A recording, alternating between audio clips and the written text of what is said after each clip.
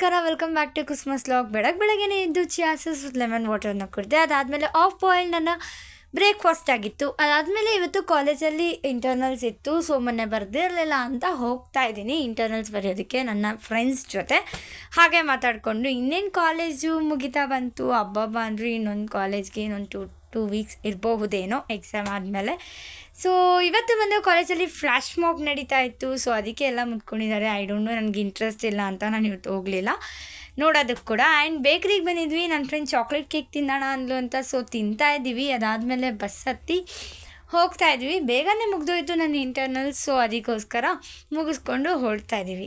ಕಾಲೇಜಲ್ಲಿ ಡೈಲಿ ಫೆಸ್ಟಸ್ ನಡೀತಾ ಇದೆ. ಸೊ ನಮಗಿಲ್ಲಿ ಬರೀ ಫೈನಲ್ ಇಯರ್ ಆಗಿರೋದ್ರಿಂದ ಅದು ಇದು ಅಂತ ಪ್ರಾಜೆಕ್ಟ್ಸಲ್ಲಿ ಬ್ಯುಸಿ ಆಗಿಬಿಟ್ಟಿದ್ದೀವಿ. ಸೊ ಯಾವುದೇ ಲಾಗ್ನ ಹಾಕೋಕ್ಕಾಗಲಿಲ್ಲ ಅದರದ್ದು.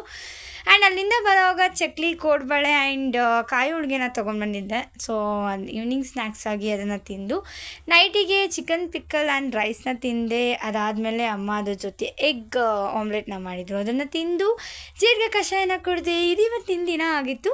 ಸೊ ಈ ವಿಡಿಯೋ ನಿಮ್ಗೆಲ್ರಿಗೂ ಇಷ್ಟ ಆಗಿದೆ ಅಂದ್ಕೊಳ್ತೀನಿ. ಇಷ್ಟ ಆಗಿದ್ರೆ ಲೈಕ್ ಮಾಡಿ, ಶೇರ್ ಮಾಡಿ, ಕಮೆಂಟ್ ಮಾಡಿ, ಸಬ್ಸ್ಕ್ರೈಬ್ ಮಾಡಿ.